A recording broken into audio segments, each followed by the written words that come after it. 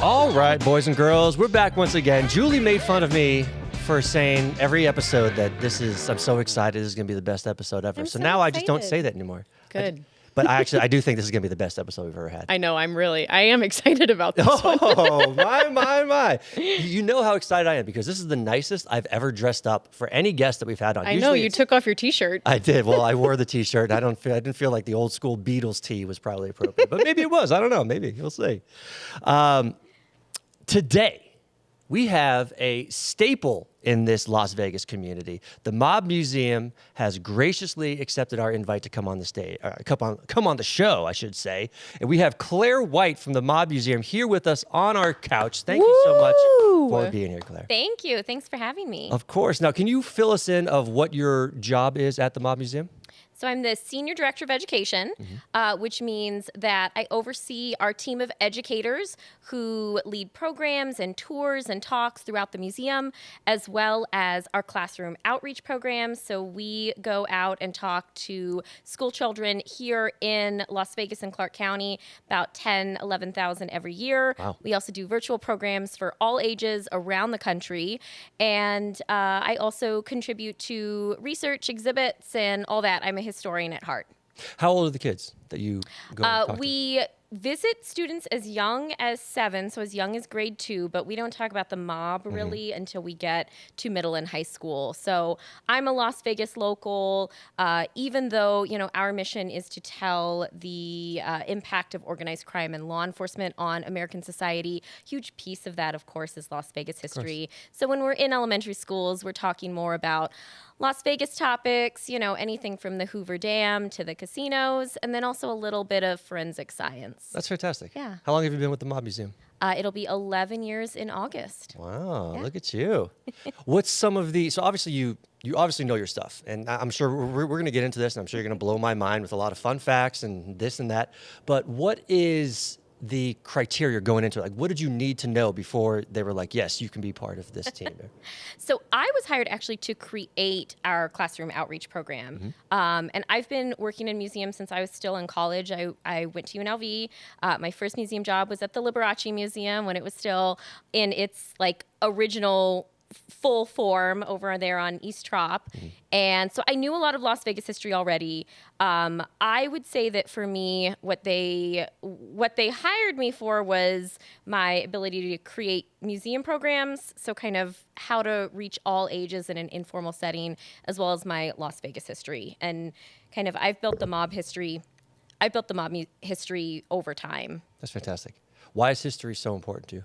History is so important to me because I think, it is a cliche, and some historians will even tell you it's not true, but if we don't know our history, we are doomed to repeat it. I think that's a major thing. And I think also for me, it does build commonality, whether we realize it or not. I was not born here, but I went to school here. My family moved here when I was still young. And I think understanding what Las Vegas was like before I was here, as well as everything that it's been in the last 30 years since, I think is important, not just for myself, but also because it helps build community. And especially here in Las Vegas, I think that's something that we need more of. Well said. I'll admit, and I feel bad for saying this, I've never been in the Mob Museum, but we had Jonathan Jostle on, and we asked him, what are some important things that we need to check out if we're in downtown Vegas? One of the first things he said was the Mob Museum. I definitely got to check it out now. That's a huge compliment. And, we hear it all the time.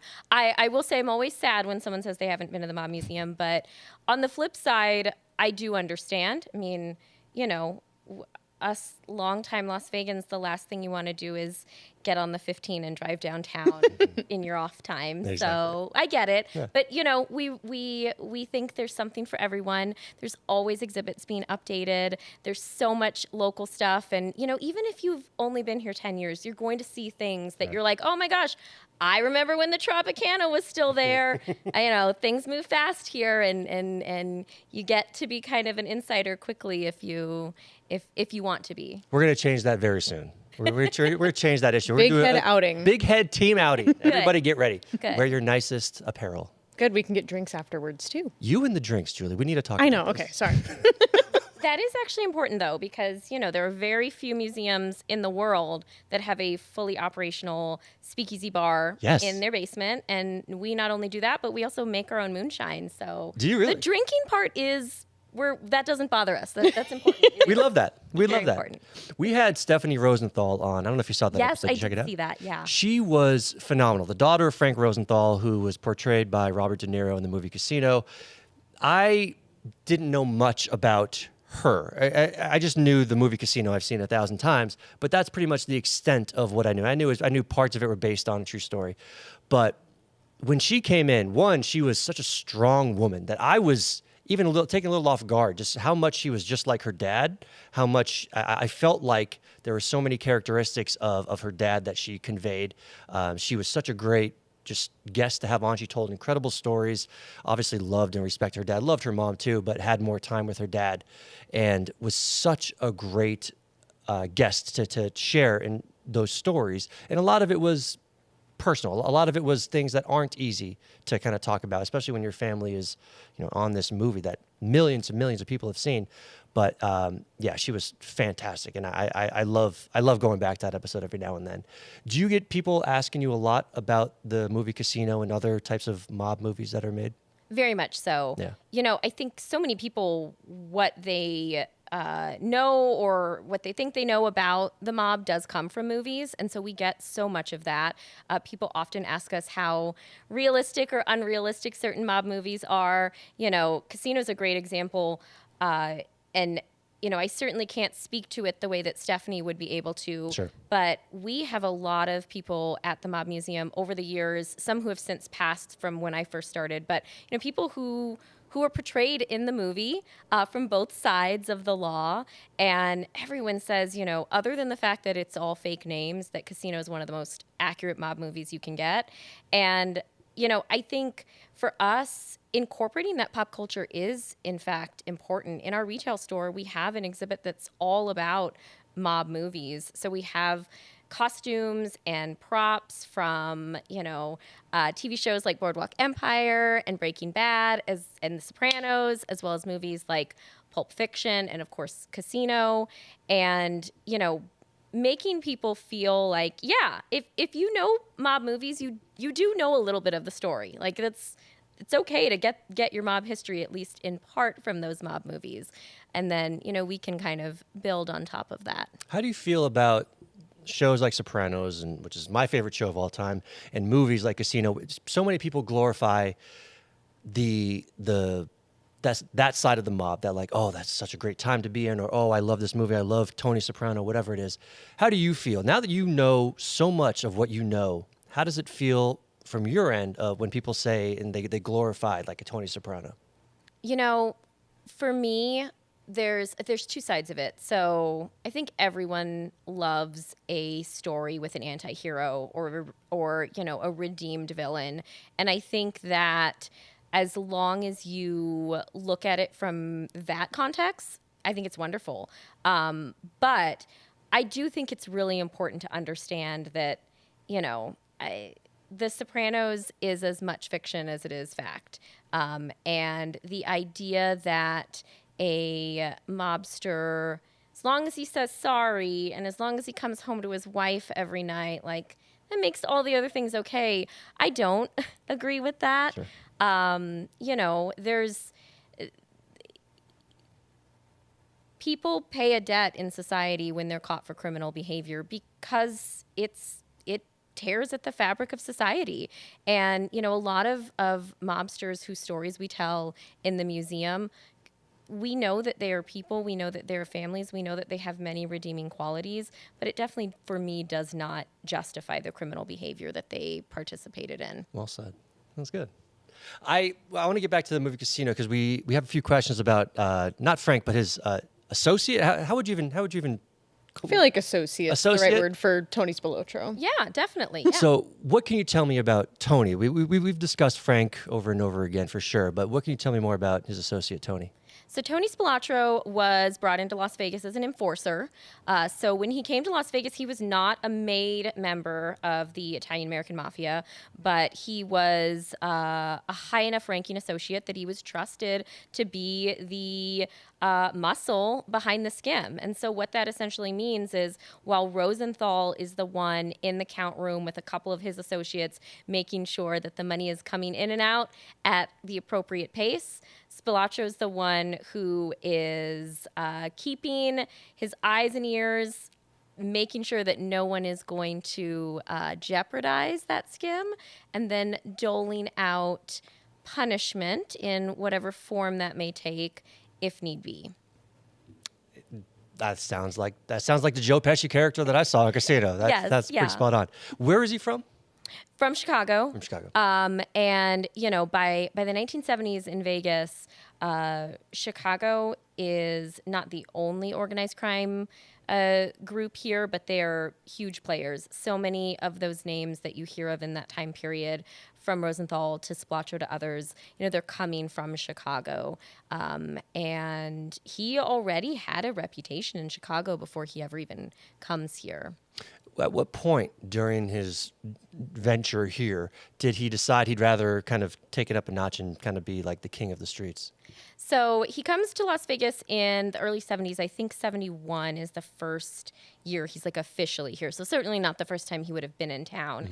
Mm-hmm. And by the late 70s, a couple things are happening. I think the first thing that's happening is he's maybe realizing that as lucrative as the Las Vegas rackets are, that you're not necessarily getting your dues back in Chicago. That the bosses in Chicago are still sort of thinking of Las Vegas as, yeah, that's our cash cow. Yeah, that's where, that's our bank account. But the guys who are out there, they're still sort of our second stream guys to some extent. Sure. And so I think that really, my understanding and what I've heard and kind of what I perceive is that he really did bristle at that in a way that some other guys did not. And so working with other people he already had strong relationships with, like Frank Collada, they realized, like, we can do all of these other things, and technically by the code of the outfit it's not allowed, but no one's really going to stop us. And so, he translates what had been kind of mob approved businesses. So he ran a souvenir shop at the Circus. He had a pawn shop. He takes these businesses that were essentially okayed by the outfit, and he says, well, in order to make more money, like, let's start a fencing operation. Mm-hmm. Let's start these burglaries. Let's do all of this stuff. And so by 1978, 1979, he's really seen himself as that is his persona, even more so than the enforcer persona.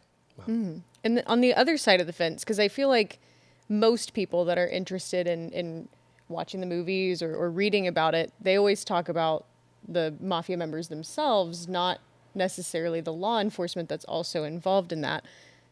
I don't know much about this person, but what can you tell me about Sheriff Ralph Lamb and his involvement in this time period? So Sheriff Ralph Lamb was kind of coming to the end of his time as sheriff in the 70s, but he's really he's invaluable to the city of Las Vegas in terms of the reputation that he builds for his expectations for organized crime when they're here in the city. So, longtime sheriff, and he's kind of this, he's a study in contrasts. So he's a Lincoln County boy. He's a cowboy. He wears boots and a hat most days on his shift. But then he also, provides opportunities for women and has some of the first kind of computer databases for Metro to use. And he starts tracking criminal behavior in a way that most, small town cowboy sheriffs aren't going to necessarily want to track that data.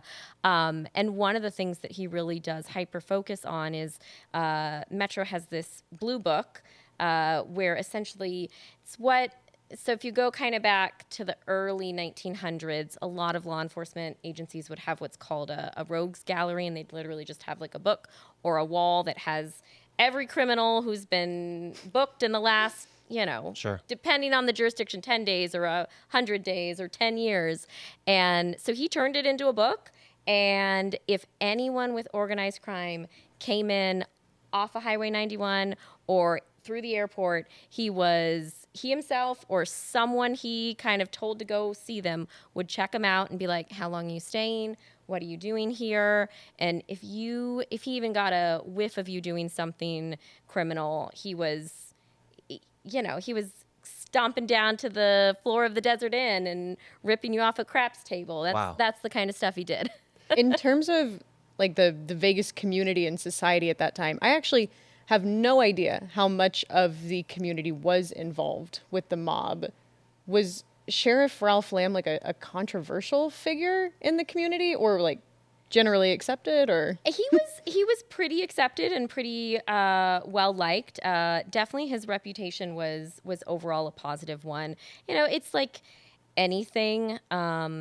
Any person in a public office, political or otherwise, you're going to have people who really don't like you and you're going to have people who really love you. But, certainly in that period, most people thought of this as a necessary way of doing business. Right. Yeah. Was it successful, you feel? I think it was. I think he accomplished what he sought to accomplish. I do also think that the mob was largely self-regulating. The mob in Las Vegas knew that the only way to keep tourists coming was to keep the streets fairly clean, to keep violence out of the headlines. And, I certainly don't say this to discredit Sheriff Lamb, but I think a lot of the stuff that he did reinforced rather than actually kind of regulated the mob organically. During this time, and this is me, again, not going to the mob museum yet, so this may be a dumb question. Who was at the top of the food chain in Las Vegas for the mob? Or were they here in Vegas, or were they back home in Chicago or elsewhere? For the most part, the bosses weren't here. So when you say self-regulated, who was regulating it?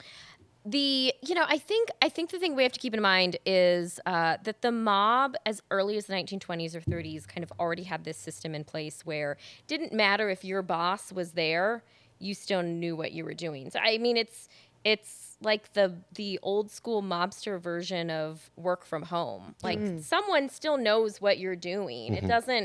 It may not feel like they know what you're doing, but they have their ways.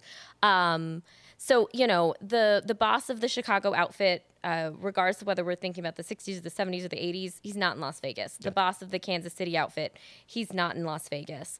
But there are enough people who are keeping tabs on what is happening here that, the minute you get into a dispute with someone from another family, your boss knows. I don't want to jump the gun, but I feel like this is a lot of how Bighead is structured. I feel like even though you guys work from home, I know what you're doing. He has no idea what we're doing. I know exactly what you're doing. I mean, you do have to be a good mob boss for that. Right. There are definitely some management skills. I mean, to be fair, skills. me and Brandon have laughed that we are more productive when we work from home because we talk less. Am I like Michael Scott? If I'm like Michael Scott in the office, I just keep you guys so distracted when you're in the office? Yes. Excellent. That's the nicest thing you've ever said to me. I appreciate Absolutely. I had one more question from me about Sheriff Lamb. When I was, compiling research to send y'all's way about what we were curious about, I had read that he deloused people. Yeah.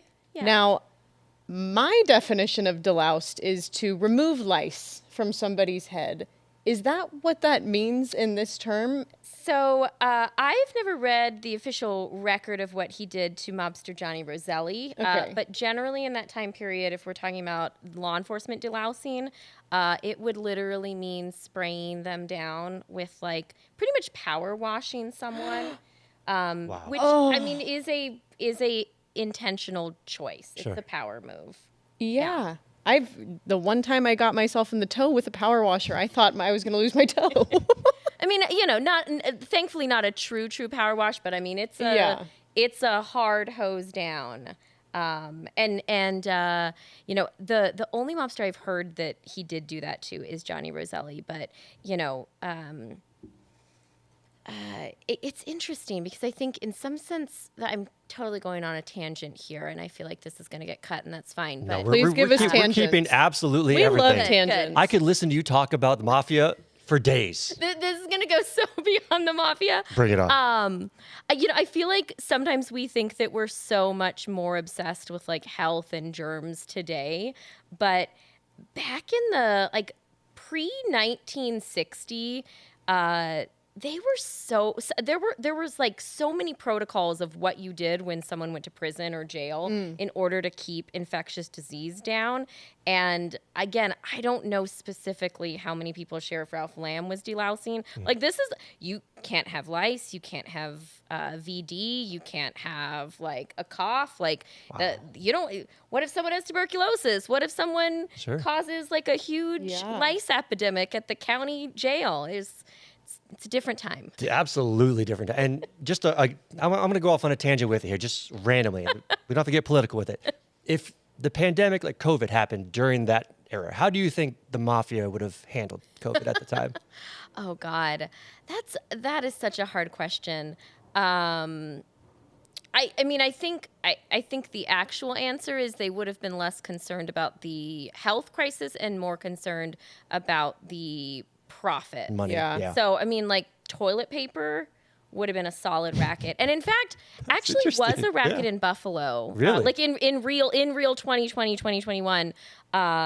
So in Buffalo, New York, there's like this whole, they truly believed they'd stamped out the mafia completely. Like throughout the 90s, early 2000s, you'll see newspaper articles that are like, we took them out.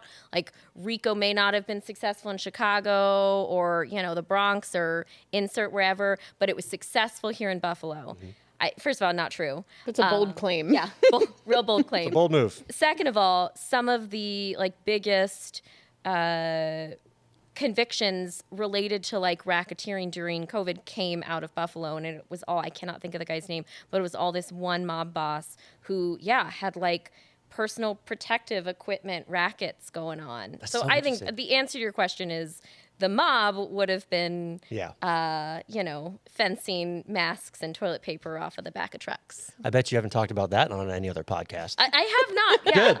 I'm so glad. The toilet paper buffalo racket of 2020. I would have been buying toilet paper from the mob because that was a panicking moment when we all went to the store and there was none. And I bet it was at least double, triple ply. Yeah. For sure. Oh, yeah. The good stuff. The good stuff. Yeah.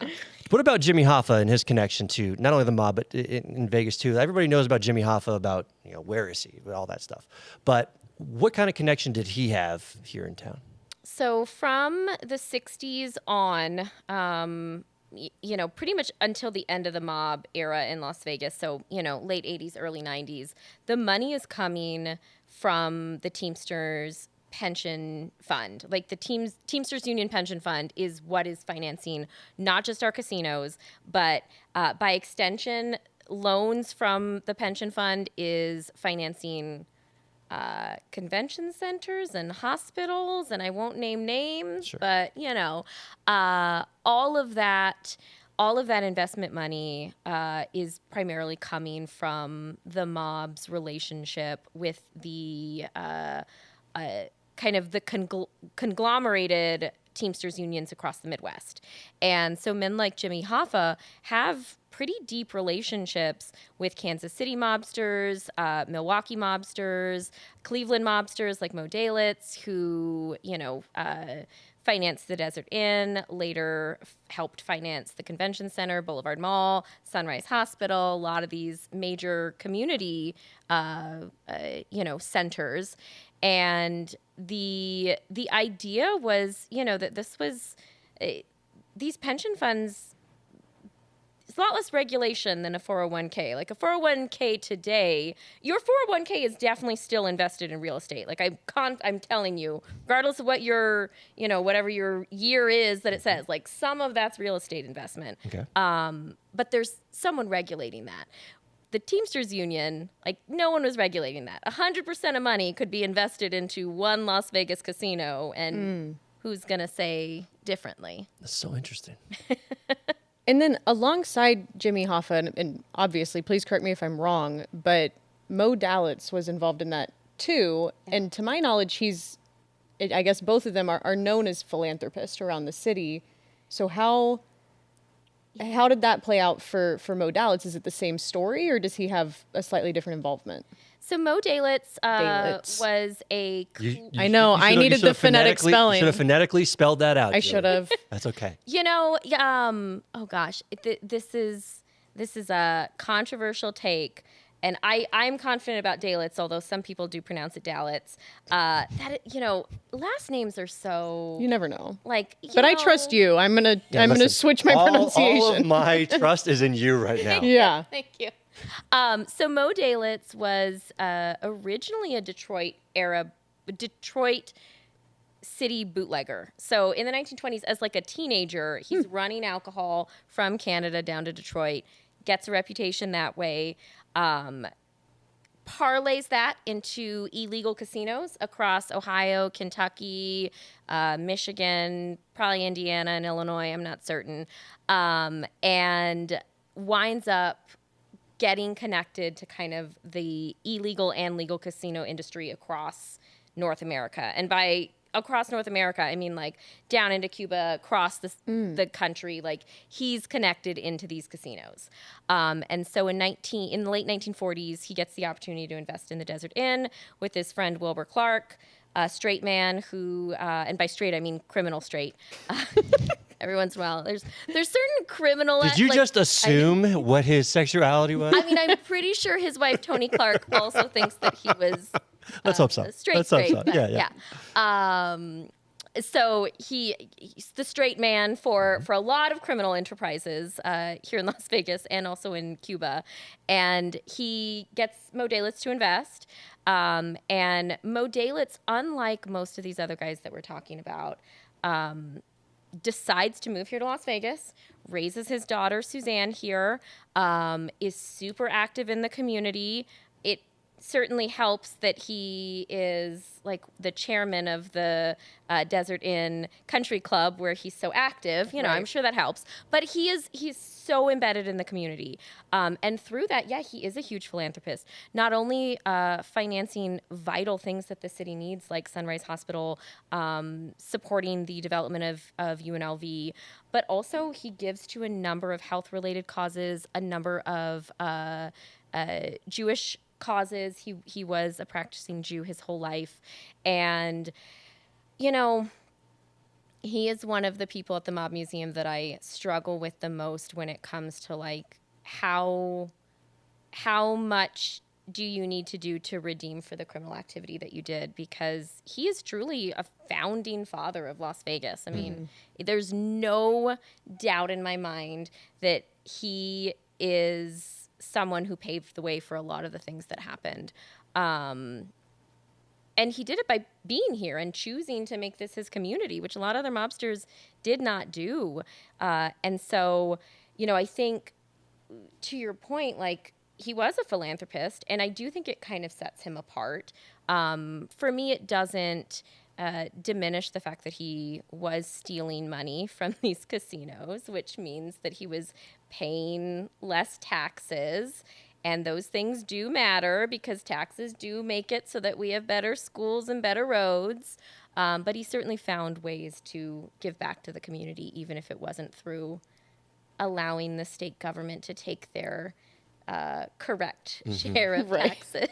It's so interesting. You know, I was growing up, I was awful in history class. It was one of my worst subjects. If you were my teacher in history class, you would have changed the course of my life. I probably would have become a historian. You I could, know- again, listen to you talk about just anything in the past all day long. You say that, but I would encourage you to find any of my world history students from like 2009, 2010, when I was still a classroom teacher, and just ask them if they would agree with that. We're gonna 'cause get them I on the feel show. Like they would not. What did they call you in class?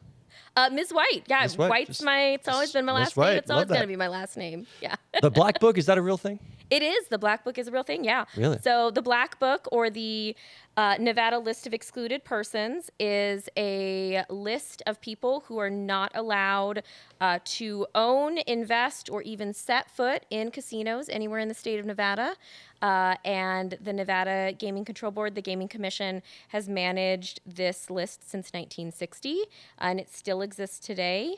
The original 11 people added on the list, all of them had some connection to organized crime. Today, it's a lot wider of a net that they cast. But yeah, the Black Book is real. Is it public knowledge who's on it or no? Yes, you could go. You could Google right now Nevada List of Excluded Persons or Nevada Black Book and go to their website, and you can get their mug shots and their date of birth and their weight and everything. I actually just typed it up, and Julie showed up on that. That was weird. I know. That was a little weird. I'm always at the Aliante. What about who was like the most, I don't want to say most, but who's one of the scariest people or the most notorious person that's on that list, whether today or back then? I'm going to circle back to Ralph Lamb. Mm-hmm. In a interview that Sheriff Ralph Lamb did, I believe in the late 80s, early 90s, he says that the person he found scariest kind of across any mobster who he came in contact with was a man named Marshall Caifano. Okay. He was one of the first 11 people put in the Black Book. And what is so interesting to me, so I have to paint the whole picture. I'm about 5 feet tall. I believe Marshall Caifano maybe had 1 whole inch on me. Stocky, tough Italian guy. So he didn't need height because he had everything else going for him. And he came from Chicago. He was actually one of the earliest enforcers of the skim, even before Tony Spilotro, another fairly short Italian guy, but not as short as Caifano. Yeah, sure. He, according to Sheriff Lamb, as well as anyone else who kind of came in contact with him, said that he just had this dead stare that he would give you that was so scary, and that, you knew he was someone who was there to enforce the skim by all methods imaginable. So I think I'd pick him, not because of my personal experience with him, but if a 6 foot plus sheriff was afraid of him, I think there's something there. There's something there. Yeah. What about we know what it take? We know what it took to get in the book back then. What about today? What does it take to get in the book today? So today, having organized crime connections can still be a qualifying reason, but a lot of the people in the book now are notorious cheaters, so slot cheats or card cheats. That's kind of the direction it's going in, although I also don't necessarily think that's static. I mean, it kind of changes. Sure. One thing that I think is really interesting, thinking back to last year and the year before with Resorts World kind of being in the news with some of the stuff going on there, casinos remain one of the best ways to launder money in the world. Mm-hmm. And, historically, as a part of organized crime activities, a lot of the people that were in the Black Book did have some kind of connection to money laundering.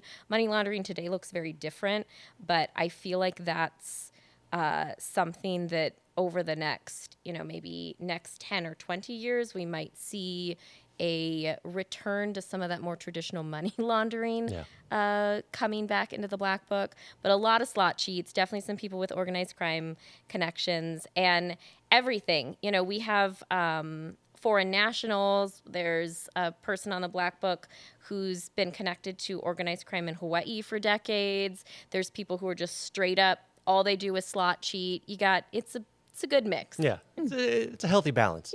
I want to read this on my iPad because I want to make sure I get this right. So Oscar Goodman called the Black Book un-American when he was a defense attorney. What is your perspective on that, and do you feel like it violates civil rights? What's so crazy is before I worked at the Mob Museum, it would have never crossed my mind. Like, I said this a couple times. I grew up here. Neither of my parents worked in casinos, but I worked in casinos as once I got out of high school. I certainly knew people who did. Like, I knew the Black Book existed, and until I worked at the Mob Museum, I always thought, like, well, that's good. Like, that's good. There's criminals being kept out of our casinos. That's a great thing. Oscar Goodman certainly has a point. You know, I'm not a lawyer, so take what I'm about to say with a grain of salt. This is not legal advice. But there is kind of that aspect of the Black Book that, you know, Americans are presumed innocent until proven guilty. And the Black Book is saying you were guilty once for this slightly related thing, so you can now never go into a casino because of this somewhat related thing you did 10 years ago in a completely different jurisdiction. And I do feel like there's some merit to Goodman's position that it's un-American and unconstitutional. You know, I don't know how the Supreme Court right this moment would feel about that, but I definitely think it's something worth exploring further. I'm glad you explored that, and I think more conversations need to be had, just about more just topics in general, just in overall. We had Chef James Trees on, and he is an incredible chef, and he admitted that he was very much of a wild card when it came to what he posted online, and he would, you know, spout off whatever his feelings were without second guessing it. And then he had a friend of his that, you know, him and those two had difference in opinions, and he actually had a conversation about it. He's like, you know, why don't you come grab a coffee with me? Let's sit down. Let's talk about this. And Chef saw the other side of it, and he still believed what he believed, but he was under the impression that he should have more conversations about these topics. And I like the fact that you changed your viewpoint too on this, you know, the Black Book being, you know, un-American. But I think it's great. Yeah, I think that's exactly. I think that's one of those things that does draw me to museums is, you know, I think. Not everyone likes history. I'm a history nerd. I've always been a history nerd. I will always be a history nerd, but I don't expect everyone to be like that. Yeah. I've got a family of people who are like, oh God, why is she talking about this thing that happened in 1940 again? And I understand that. I get it. Mm-hmm. I feel the same way when they drone on about a whatever TV show or whatever it is, and I'm like, oh gosh, it won't stop. There we go. But museums are intended to introduce us to these things. You know, we get people all the time, both locals and out-of-towners, who say to us like, oh yeah, you know, things were better in Las Vegas when the mob was here. And it is one thing when a local says that very confidently and very definitively. It's like, I've had tourists just look me dead in the eye and was like, yep, things were way better here. And I'm like, well, they were different. Let's explore that because you didn't live here, so maybe we should look at why you think that, and you're entitled to that opinion. But there's also a lot of people who don't feel that way. That is a very common statement that people very much, yeah, for sure, yeah. And you know, the Mob Museum, you know, we don't have an official position, but certainly the way I would answer it, and I think the way most of our team would answer it, is that Las Vegas, when the mob ran things, did feel safer and did seem nicer, but that is really not because of the mob. It's a lot easier for a community to be safe when there's 50,000 or 250,000 people versus 2 million. It's a lot easier for businesses to care more about their employees when there are only 13 casinos competing for business rather than, you know, I mean, if you count every single tiny little casino, like every Wildfire and every single Sierra Gold that has more than 6 slot machines, like that's hundreds and hundreds of businesses that are competing. Sure. So, of course, things felt a little nicer when there's only 13 businesses competing for employees and they're kind of forced to pay their employees a living wage, and they're forced to participate in philanthropy within the community. But there were definitely benefits to the mob, like shrimp cocktail, way cheaper. Prime rib, way cheaper. I like those things. Yeah. Those are the days. Another conversation that I feel like people don't talk about a lot historically is women's involvement in it. So what roles were women actually playing? Because all we ever see is, you know, mob wife who makes sure kids go to school and puts up with her husband's BS. So there was a lot of that, you know, and I think for 2 reasons. First of all, when we're looking at most mob movies, they're taking place in the 50s and 60s, and that's a lot of that's just what women's lives looked like in most in most places in the United States. The other piece of why I think that that's very accurate is, the best way to make sure that your family is insulated from your criminal activity is to give them the most normal life you can otherwise, and not bring any of that home if you can help it. But there were women affiliated with organized crime. Some of the best known, so a woman named Virginia Hill, who a lot of times people know her as Bugsy Siegel's girlfriend, but she was a mob courier, so she smuggled money. She also participated in the Chicago Outfit's heroin trade, so she was essentially a mob runner in her own right.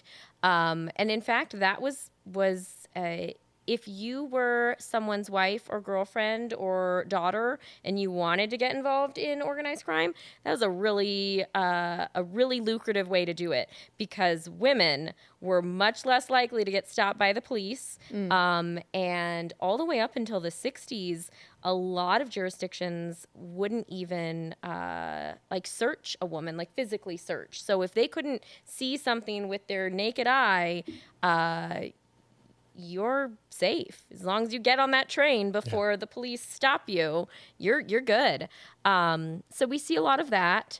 You can't be a made man in the Italian American mafia as a woman. Like, you just can't. Yeah. You can be a mob courier. You could do certain things. But as organized crime gets more organized in the 40s and 50s and 60s, there's less opportunities for women.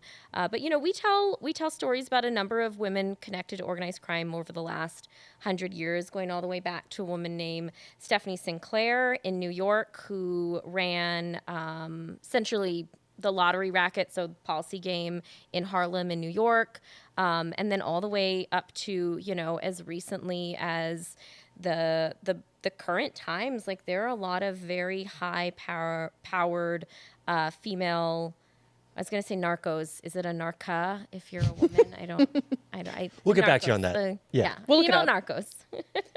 So we also heard that Mob Museum has a new exhibit coming out about, I'm going to get it right, Folies Bergere. Yes. Nicely Okay. done. Well done, Yeah. Julie. Thank you. That's what we're talking about. I have no idea who that is. Please tell me about her. So Folies Bergere was the name of the showgirl review that was very long running at the Tropicana. And at the Tropicana, the Folies Bergere, in the 1970s, the executive producer was a man named Joe Augusto. And if you're thinking to yourself, Joe Augusto doesn't sound like he'd executive produce a showgirl review. Well, that's because he was a mobster. He was the Kansas City enforcer for the Skim at the Trop. And he had such a lengthy criminal record that he could not get a gaming license, but they wanted him on site. Very similar to the Frank Rosenthal story in Casino. And so he became executive producer of Folies Bergere. And later this month, in May of 2026, on the 21st, we are debuting a new showgirl costume that belonged to a woman named Marianne Hernandez, who was actually one of the rehearsal captains, but she would do swing roles on the show. So swing is when you know multiple different performances and kind of like an understudy, but a fancier understudy. Right. And so during one of her swing runs, she'd gone in for a coworker who was on maternity leave, and she did such a great job, kind of very last minute, that Joe Augusto, this Kansas City tough guy, writes her this letter, and it's typed out, so it's not handwritten, but this typed out, Dear Marianne, you did a lovely job. And she'd donated the letter to us a few years ago. We've had it on display for a little bit, but a letter is not that. this specific letter is exciting, but it's not that visually exciting. And so we've been very lucky that we reconnected with Marianne earlier this year. She actually came on February 14th, which is one of our 2 free local days every year. And she walked up to the front desk and was like, I have something on display here at the museum, and I've never seen it. Really? Can someone show it to me? And I happen to be there, and I know I've gone off on a long tangent here, but No, we love the tangent. We love tangents here at the Hey Bighead Show. thank goodness. Yes. This is the best podcast I've ever been on Yes. because Okay. Thank you. Yes, we're all about I tangents. definitely wasn't paid to say that. Not Don't worry. at all. Not yet. Not yet. Not yet. But no, so one of our supervisors, knowing that I'm the one who's probably going to know where something is, she's like, this lady says she used to be a showgirl, and there's a picture and a letter on display. And I'm like, I know exactly what you're talking about. And so we rush up and she and I are talking, and she's like, I'm so excited I got to see this. And, I have some costumes from my time at Folies. And we're like, awesome. We will take it. Yes. So we encourage anyone, whether you've been to the museum or not, we would love to have you come out this summer and see our brand new showgirl costume. I do want to give the caveat, if you're thinking that a showgirl costume is big and expansive, I want to remind you that showgirls did not wear a whole lot of clothing. So it is it's a very glittery. It's certainly not a minimalist, but it is minimalist in the size of the costume. Minimal coverage, maximum glitter. I know. I know it's coming at towards the end of the month, but mentally I'm already there. Great. Yes, Good. yes. I'm there, That's what we right like front to and hear. center. That's what we like to hear. Is there anybody that you feel doesn't get talked about enough, whether good or bad? Oh gosh, that's always such a hard question. I know. Here in Las Vegas, the piece of mob history that I wish we did talk a little bit more about is the Kansas City side of things. Whether it's because of movies, whether it's because of the size of the city, everyone I think knows that Chicago mobsters ran Las Vegas, but I don't think that they realize that Kansas City mobsters were literally right there alongside them. At the same time that the Chicago outfit was skimming from the Stardust, Kansas City was skimming from the Trop. These 2 criminal groups were actually working together on some of their skim operations. So there were Kansas City operatives running small rackets or kind of pieces of the skim in Chicago-run casinos. There were Chicago guys in Kansas City-run casinos, and specifically Nick and Cork Savella. So they were 2 brothers, and they never lived here in the city, but they were kind of the head of the Kansas City family when they were running these rackets. And I just think it's important. I think it gives a lot more context when we realize just how many people were here. I think it's real easy to just say it's these 20 high powerful guys from Chicago, and they've got their couple thousand people who are boots on the ground, but it's really only this one place. But it's not, it's coming from all over. It is impressive how they had a system and they stuck to it, and so many people had to buy into it for it to work, and it did for decades. Yeah, it's incredible. And I think that's such a good point, because the city did need to buy into it. I certainly do not mean to suggest that every public official knew what was going on, because I know they did not. I know they didn't. But on the flip side, a large enough number of people knew what was happening, some of whom were getting paid off to look the other way. You cannot have a city's primary industry overrun by organized crime without there being some people complicit. Sure. Yeah. Makes sense. Well, and as someone who is not from here and has not been here for a long time, I just moved here a year ago, asking people, let me give context. I'm from Texas. Texas has a very long Texas history. Mm-hmm. But when I moved here and was having conversations about what it was like growing up there versus growing up here, a lot of people shared with me well, and this is how they phrased it, Las Vegas doesn't have a Las Vegas history. We have mob history, which fills in that slot. Do you feel like that is true, that like the city's development really does kind of just revolve around that, or is there more that people are leaving out? I think there's definitely more, but I think it's nuanced. The city existed before the mob, and we started as a railroad town. So, like to your point of Texas history, so Las Vegas' history isn't all that different from any other city west of the Mississippi up until 1930. Right. Like, it's the same stuff. It's railroads, it's water, it's people trying to ranch and then realizing there's really not enough ways to do that, trying to start mines, realizing this isn't the right place for that. A lot of that. And then in 1931, we legalized gambling, and we liberalized our divorce laws, and we liberalized our marriage laws, and we built the Hoover Dam, which means that we now have like the most electricity possible when we used to have very little electricity, and the most water possible in the West when we used to have a very small amount. And all of those things come together to create this economy that the mob wants to be a part of. And so truly from the 1930s on up until really the early 1990s, the mob does dominate the way that the city grows. And I think, to your point, because so few people come from here, those are the things that your parents are going to tell you if you move here as a kid.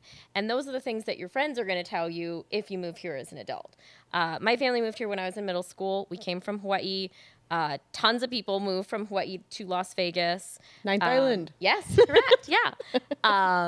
And I mean, like everyone in Hawaii, that is what they think. They think it's casinos and that they were run by the mob until very recently. I mean, when we moved here in the mid 90s, I shouldn't say I think, like, I know my mom and dad still thought that the mob ran our casinos, like I think it's hard to get away from that. But I also think, that's why it's important for me that the Mob Museum and other museums in town, the Neon Museum does a great job of kind of expanding beyond just the neon signs.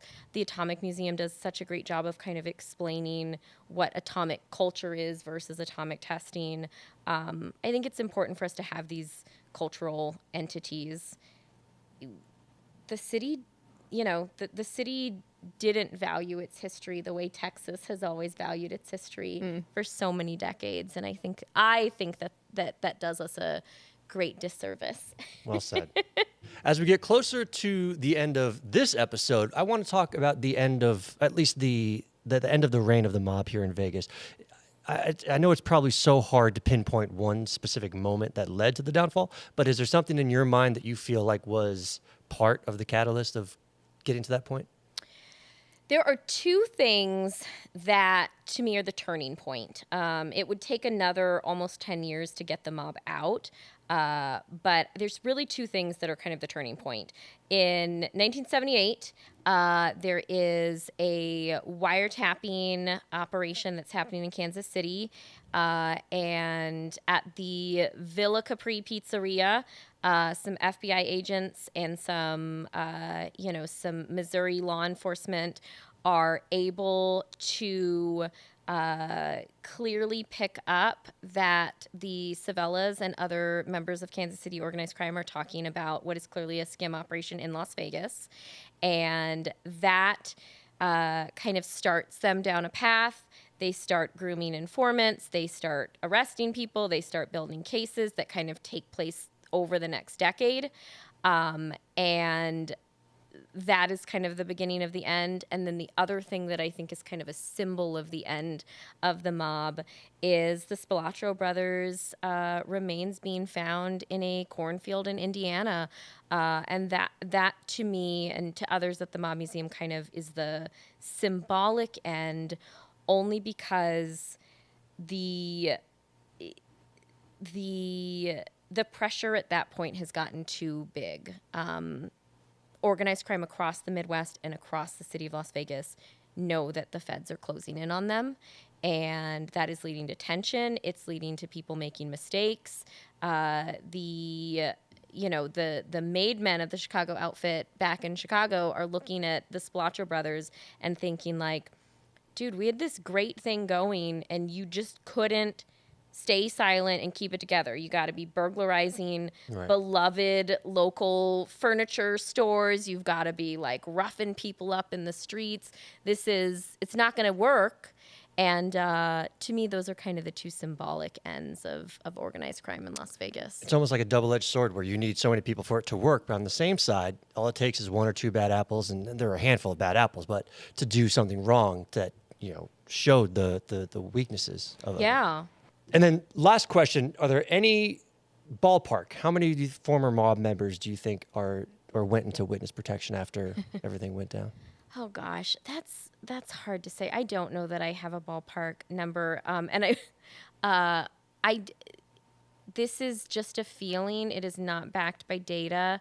I think that mobsters are some of the most likely to leave witness protection early. I guess A lot of criminal informants in kind of like a white collar criminal, that's a good example. Like they'll usually just stick it out. Like their family just has to move to a different suburban community. Like they'll make it work. We have a video at the Mob Museum of Frank Collada, who's a member of the Hole in the Wall gang, with Tony Spilotro, and he's talking about when he was in witness protection, and I think they put him in Alabama. I can't recall, but they put him somewhere in the South, and he was like, I had never worn blue jeans. I didn't know what a feed store was. Like, they're listening to me. My handlers keep telling me to tone down my accent. I can't tone down my accent. Like, what is this? And he was like, it's not worth it to me. Like, I'd rather risk my life than be a part of this. And we do hear that quite a bit with organized crime figures, that they're like, this is just, it's too much. I'd rather just risk it out on the streets. They've lived a life their way for 30, 40, 50 years. Yes. And now to just 180 it's got to be tough. Yeah. Yeah. Well, this was awesome. This was fantastic. This was so much fun. One more time, let's talk about that event coming up on the 21st. Is that what it is? Yeah. So May 21st, it's exciting. We have two things going on, all related to the history of the Folies Bergere Showgirl Review. That's what it is. So that day, we debut the exhibit that I was talking about earlier. So just a little bit of a redo in our Las Vegas Open City exhibit to add in that costume and kind of update that space. And then that evening, we have a public program all about kind of the history and experience of showgirls here in the city. That'll be moderated by Las Vegas historian Soo Kim Chung, who is going to be talking to 3 former showgirls kind of about their experience. I'm sure some of them will tell some mob-related stories, but then also just some, stories about the life of a showgirl. As if I didn't need another reason to go to the Mob Museum, just knowing all this now, and especially if you're going to be there. 1,000%. Yeah, you gotta come. I'm only going if you're going to be there. That's the law. That's the rule. You gotta come. Yes. Well, Claire White, thank you so much for coming. This was phenomenal. This was such a good time. Thank you. Yeah, it was a pleasure talking to both of you. My favorite history teacher that I never had. That's who you are. And we're gonna next time you come on, we're gonna have some of your students on too. Oh, good. We're gonna get the full story about what Good. Miss White is all about. Good. And I like the way you say Hawaii too. Oh. I know it's the She proper says it way. correctly. The Correct way. It's the Everything correct she way. says is the correct way. of saying it. That's definitely not true, but Hawaii I do feel strong about. I love that. Well, Claire, thank you so much for coming in. Everybody check out the Mob Museum. Everybody check out the upcoming events that they have going on. I'm not going to try to pronounce it, but you know what's happening on the 21st of this month. It's going to be great. You know. Claire, I want to you see your shaka. Yeah, let's see the shotgun. There it is. New episodes each week on heybighead.com. That was fun, Julie. Was this the best episode we had? I think so. It was definitely one of my favorites. Yay!